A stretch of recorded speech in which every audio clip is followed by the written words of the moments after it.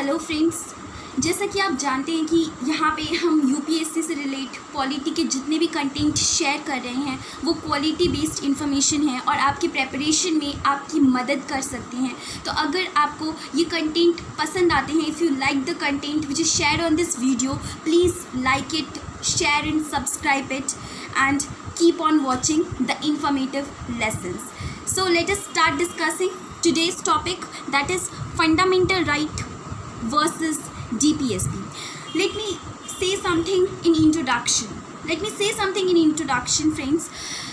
Fundamental right versus DPSP.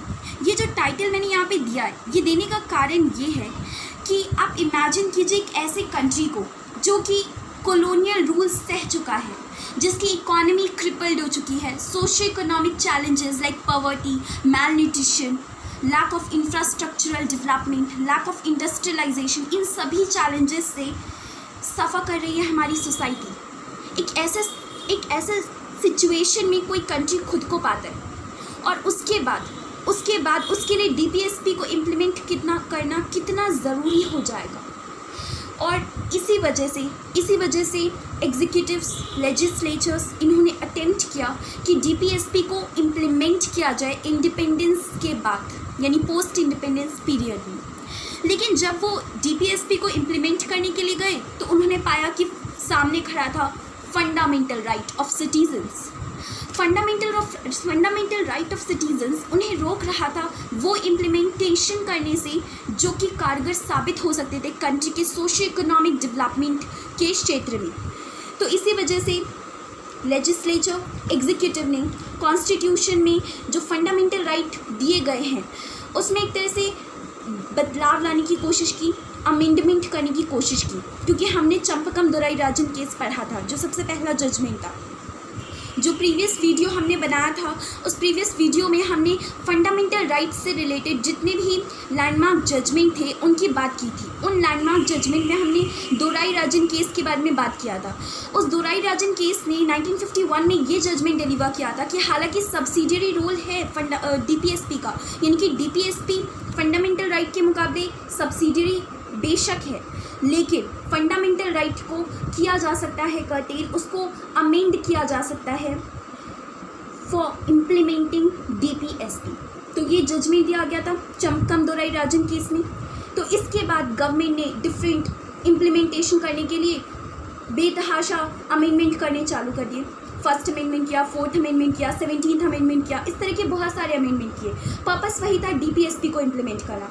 तो आप यहाँ पे ये देख पा रहे हैं, ऑब्जर्व कर पा रहे हैं कि एक तरफ लेजिस्लेचर, एग्जीक्यूटिव उस मार्ग पर हैं जहाँ पे वो चाहते हैं सोशो इकोनॉमिक डेवलपमेंट हो, और दूसरी तरफ जुडिशरी एक प्रोटेक्टर है, गार्डियन है हमारे फंडामेंटल राइट का।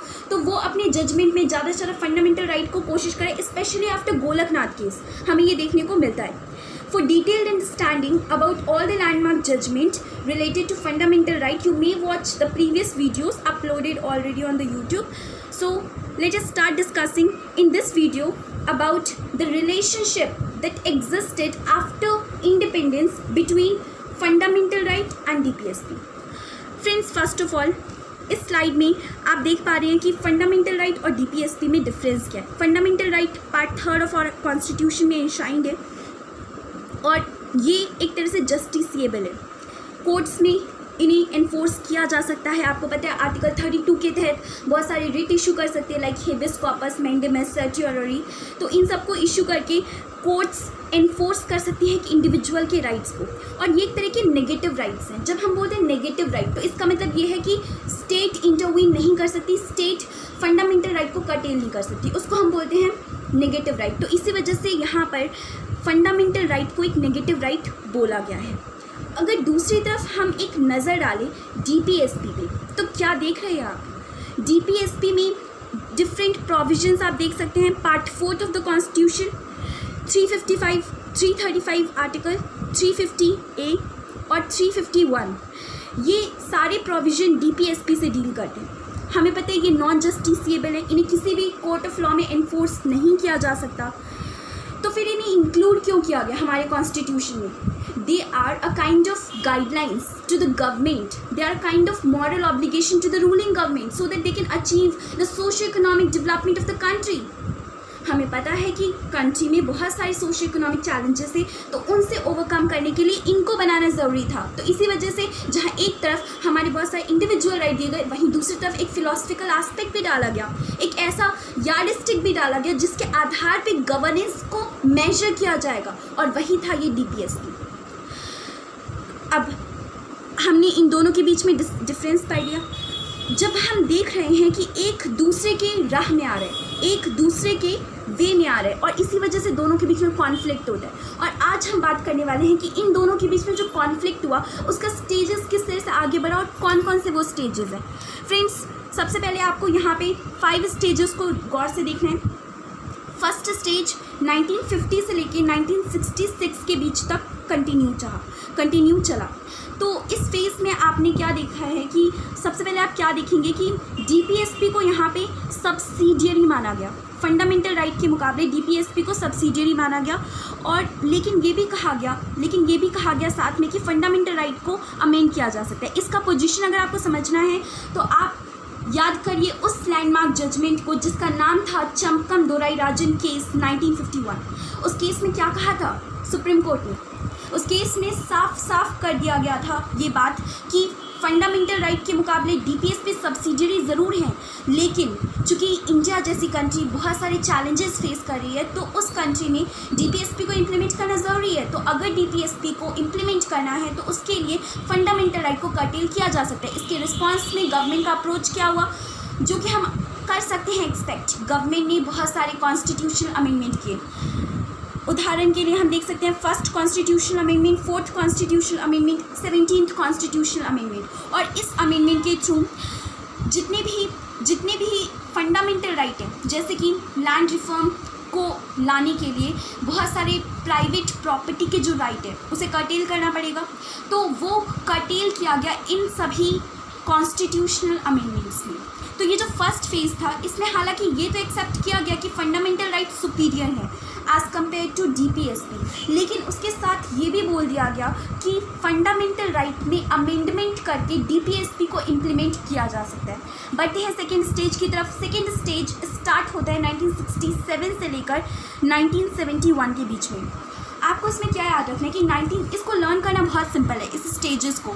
जैसे कि फर्स्ट स्टेज तो आप ये याद रख सकते हैं कि इंडिपेंडेंस, जब से इंडिया एक रिपब्लिक बना 1950, तब से लेकर ये जो गोलकनाथ केस 1967 में आया था उसके 1 साल पहले तक का फर्स्ट जजमेंट आपको इसमें क्या याद रखना है, चंपकम दोराई राजन का केस। और फिर उसके बाद गवर्नमेंट का क्या रिस्पॉन्स हुआ, गवर्नमेंट ने यहाँ पे बहुत सारे 1st, 4th, 17 अमेंडमेंट्स कर डाले कॉन्स्टिट्यूशन में।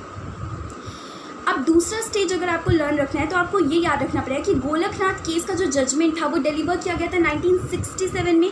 तो 1967 से स्टार्ट होकर 1971 में, वही साल जब इंदिरा गांधी को एक मेजॉरिटी के साथ जीत हासिल हुई थी जनरल इलेक्शन में, तो इस पीरियड तक कंटिन्यू चलता है सेकेंड फेज़। तो ये सेकेंड फेज़ क्या था, सिंपल शब्दों में अगर कहें तो फंडामेंटल राइट सुपीरियर है, इसमें कोई अमेंडमेंट नहीं कर सकते। गौर करें, यहाँ पे ये बात कह दी गई है कि फंडामेंटल राइट में अमेंडमेंट भी नहीं किया जा सकता। आप यहाँ पे ऑब्जर्व कर चुके हैं कि कैसे ये फर्स्ट स्टेज से डिफरेंट है।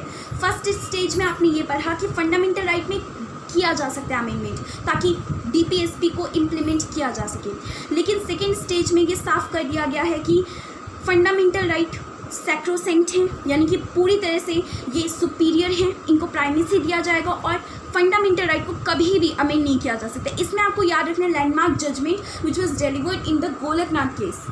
गोलकनाथ केस हमने ये डिस्कस कर चुके हैं लैंडमार्क जजमेंट वाली वीडियो में, तो इसलिए मैं आपको नहीं बता रही हूँ दोबारा से। आगे बढ़ते हैं, थर्ड स्टेज क्या था। थर्ड स्टेज स्टार्ट होता है 1972 से लेके 1975 के बीच में। पहली बात मैं यहाँ पे आपको ये क्लियर करना चाहती हूँ कि उस समय एक मेजॉरिटी के साथ जनरल इलेक्शन जीत कर इंदिरा गांधी आई थी। इंदिरा गांधी की गवर्नमेंट चुपके से बैठी, उन्हें मेजॉरिटी मिला है और उन्होंने वादा किया था लेफ्ट विंग, उन्हें बोला था ना कि गरीबी हटाओ, तो उन्होंने एक तरह से लोगों को आश्वस्त किया था कि वो भारत की गरीबी को हटाने में कंट्रीब्यूट करेंगे। तो जब उन्हें एक मेजॉरिटी मिला तो वो मेजॉरिटी के साथ वापस आई और उन्होंने प्राइवेट पर्सन्स नेशनलाइजेशन करने का एक ठान लिया था।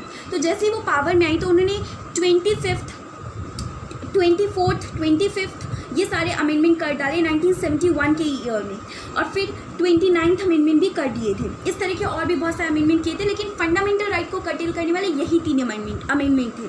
तो 24th, 25th, 29th अमेंडमेंट ये सब इंदिरा गांधी की मेजॉरिटी वाली गवर्नमेंट ने कर दिया। तो इस मेजॉरिटी वाली गवर्नमेंट ने जितना भी यहाँ पे किया अमेंडमेंट, उसको चैलेंज कर दिया गया केशव नंदा भारती केस में, जो कि डिलीवर किया गया था 1973 में। तो इसी वजह से थर्ड स्टेज में ये बोला गया कि फंडामेंटल राइट को अमेंड कर सकते हैं, लेकिन फंडामेंटल राइट को अमेंड करते हुए basic structure of the constitution या फिर essential feature of the constitution उसको प्रभावित नहीं कर सकते। यानी कि अगर पार्लियामेंट के लेजिस्लेशन बनाने के पावर में, यानी अमेंडमेंट करने के पावर में अगर कोई भी लिमिटेशन है ना, तो वो है basic structure of the constitution, जो उसे रोकता है किसी तरह का कर्टेल करने के लिए फंडामेंटल राइट को। अब आपको यहाँ पे ये याद रखना पड़ेगा कि थर्ड स्टेज की शुरुआत 1972 में होती है, और 1973 में उसके नेक्स्ट साल जजमेंट आते केशव नंदा भारती केस का, जिसमें 3 कॉन्स्टिट्यूशन अमेंडमेंट को चैलेंज किया गया था, 25, 24 और 29। तो इसके बारे में यहाँ पे बेसिक स्ट्रक्चर का डॉक्ट्रिन इंट्रोड्यूस किया गया था। इसमें ये क्लियर कर दिया गया था कि हमारे भारत का जो लेजिस्लेचर है, पार्लियामेंट है, सेंट्रल लेवल की पार्लियामेंट जो है, उसे आर्टिकल 368 के अंतर्गत ये पूरा पावर है कि वो किसी भी पार्ट ऑफ कॉन्स्टिट्यूशन में अमेंडमेंट कर सकती है, इंक्लूडिंग फंडामेंटल राइट्स। लेकिन वो जो अमेंडमेंट वो कर रही है पार्लियामेंट, वो basic structure of the constitution यानी कि essential feature of the constitution के अगेंस्ट नहीं होना चाहिए। बढ़ते हैं आगे फोर्थ स्टेज की तरफ। फोर्थ स्टेज 1976 से